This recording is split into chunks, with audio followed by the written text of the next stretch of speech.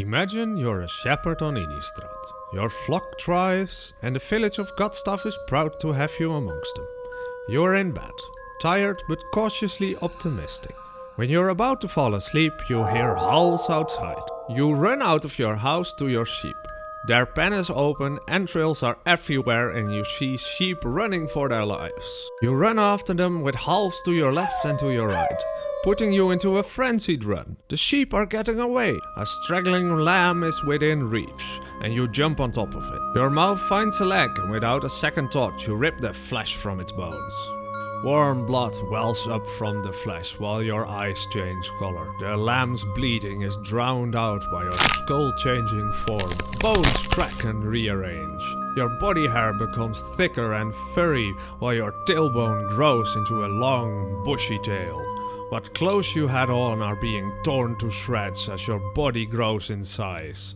The transformation is complete. You are a werewolf. Will you hide your status from your fellow townspeople, constantly fearing that they find out? Will you embrace it and run with the Howlpack even when in human form? Will you be a lone wolf? Regardless of your choice, your life will never be the same again. Such is life for the Werewolves of Innistrad.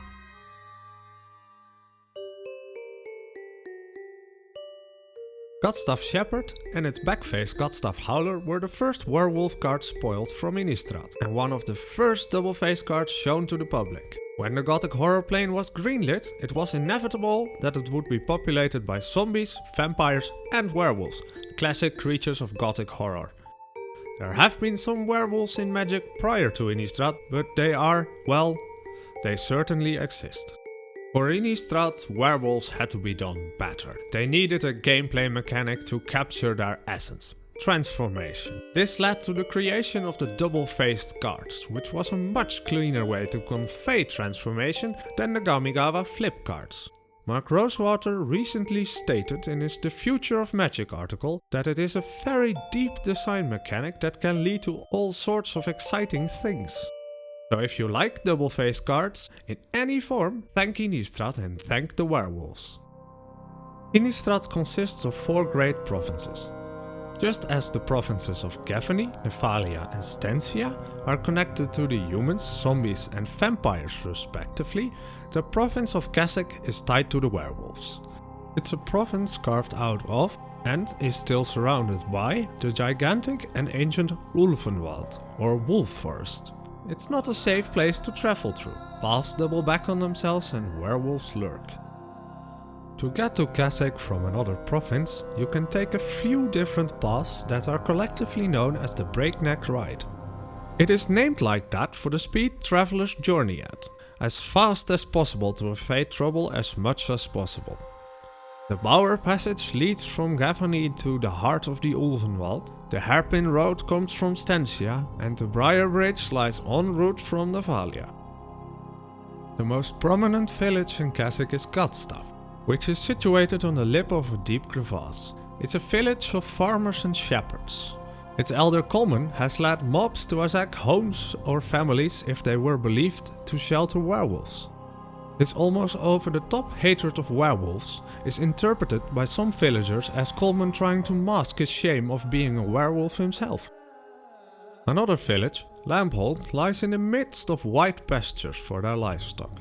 These pastures came about by chopping a lot of trees, something the villagers now fear has upset nature. Werewolf attacks are a regular occurrence here. The city once known as Avabrook has been completely ravaged by the Mondronen Howlpack. More on them shortly. They slaughtered the inhabitants and besieged the local cathedral, before enacting a blood ritual that leveled the city from the inside out. There's only a ring of abandoned buildings left, filled with anguished spirits trying in vain to rebuild their homes or find their loved ones. Still, some people do want to try and get Avabrook back. As the last point of interest, there are the Nether Halls. It's the highest point in Kessig, occupied by hermits, witches and werewolves. We see that werewolves are all over Kessig, from settlements big and small to the wilds of the surrounding Ulvenwald. It's said that in Kessig the werewolves outnumber the priests. The werewolves are with so many, Other supernatural beings have mostly left the area. The second most numerous supernaturals are the Geists. There has been speculation that some werewolves might have migrated to parts of Innistrad beyond the seas, where other kinds of werewolves might exist. But what is lycanthropy actually? How does it work?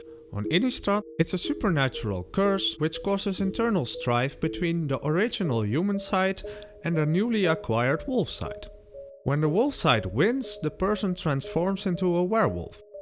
Most lycanthropes try to hide their curse in order to keep their place in society. Werewolves are seen as mass murderers, as abominations, and are destroyed by humans when they can. Humans often try to prevent werewolf transformations from occurring by the use of holy symbols, rites, shrines or prayers. Pure silver that has been blessed by a cleric of Avacyn can cause a werewolf great agony.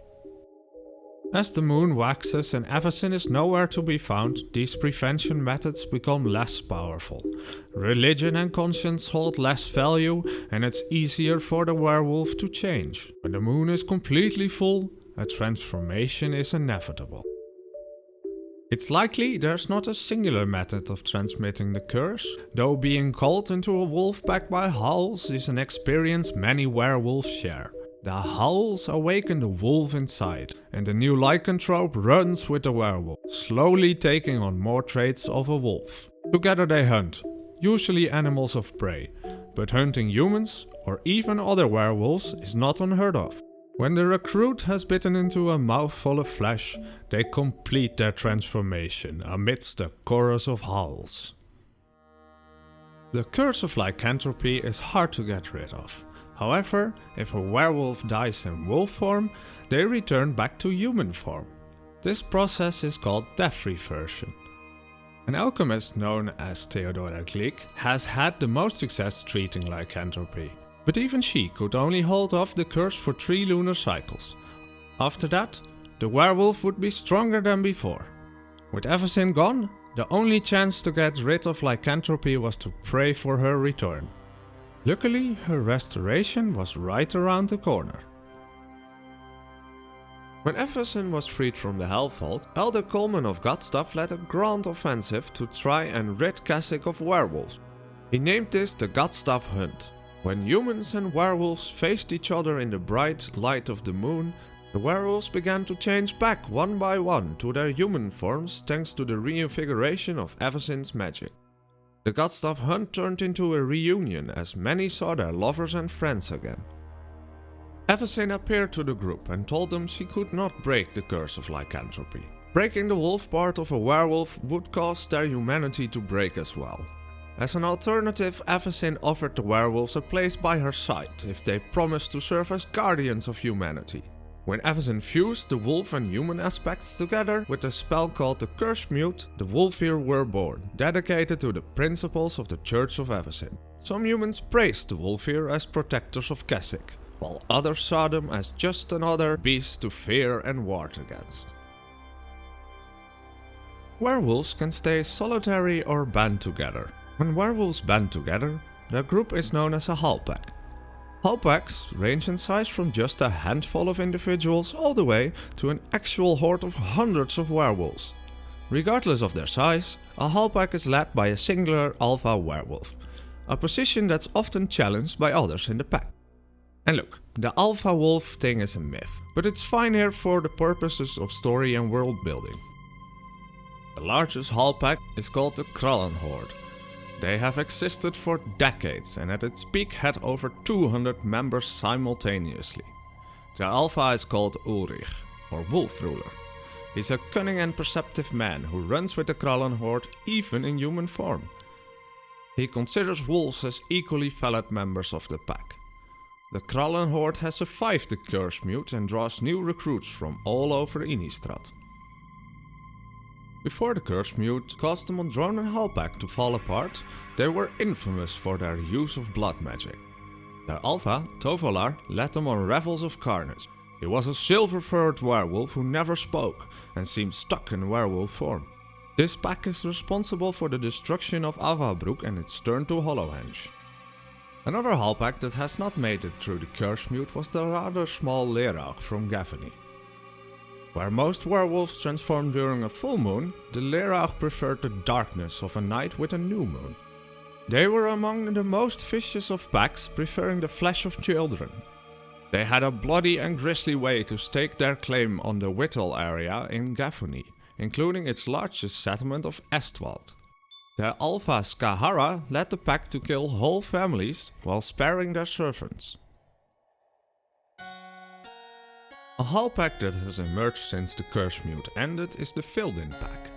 They are vicious predators who even in human form are intent to cause chaos. The rumor goes that they only recruit those who have already murdered before becoming a werewolf. They are led by Rahilda, an escaped convict who leads the pack to prey on villagers and travelers in the Netherknolls and Estancia highlands. Lastly, there are the Silverfurs. They are just a handful of Wolfir who try to stay alive and do good.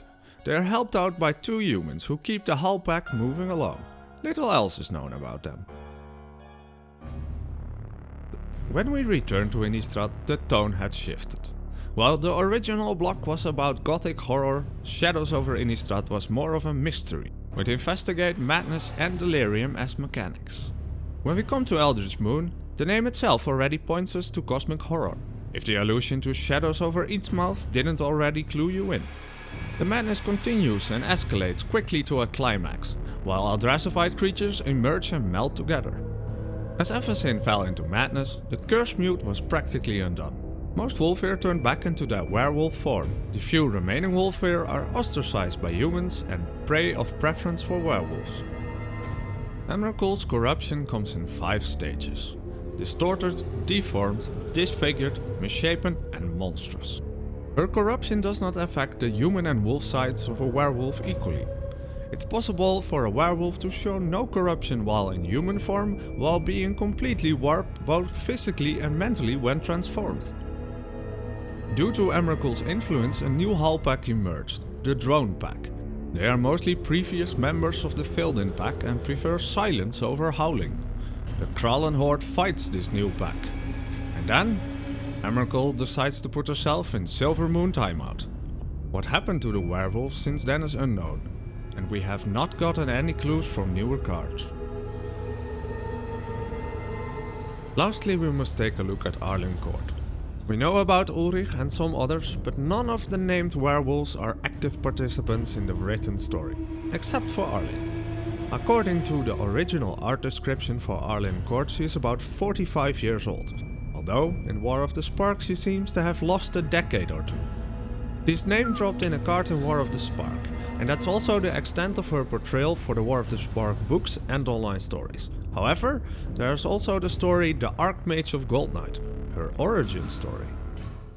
Before her spark ignited, Arlinn was working for years to become an Archmage of Goldnight in an effort to get rid of her lycanthropy.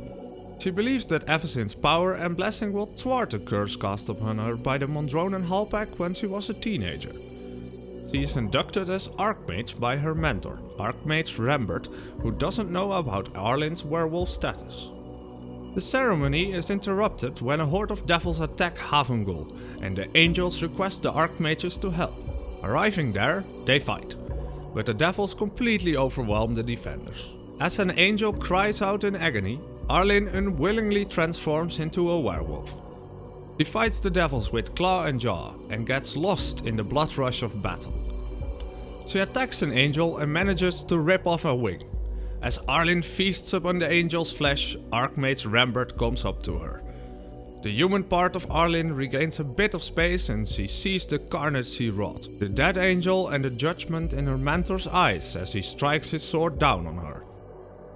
It never connects, as Arlinn's spark ignites and she finds herself in an unknown forest. While on this unknown plane, she was unable to transition back into human form. She later learned how to control her transformation, symbolized by the lack of moon in her werewolf art. Of course, she meets Rambert again years later. He is leading a group to try and detain an angel gone mad. Arlinn saw the same angel causing havoc on a Kessig town, As a self-described protector of the Ulvenwald, she hurries to the scene in werewolf form. Arlinn's presence distracts the detainers from the Mad Angel, who takes advantage of the situation and lashes out. Rambert is lifted into the air by the angel, but Arlinn jumps up to get him back onto the ground and finds an angelic foot within her mouth. They drop down and Arlinn makes quick work of the angel. Rambert, however, falls down a ledge and is too stubborn at first to take Arlinn's paw. When she turns back into a human and extends her hand, her old mentor begrudgingly takes it to save his life. Hopefully this symbolizes a future in Innistrad where humans and werewolves fight side by side against actual evils. With Emrakul in the moon and Avacyn unmade, there's a treasure trove of stories to be told and a lot of questions to be answered. Is Emrakul's influence truly gone? What is the fate of the drone pack? And how did they impact Ulrich and the Krallen horde? Is the Fildin pack still around? What happened to the few remaining wolf here? What are Arlinn and Rambert going to do? How did being a part of a big collective of planeswalkers on Ravnica influence Arlinn? All questions that remain to be answered. Thank you for watching, hope to see you next time.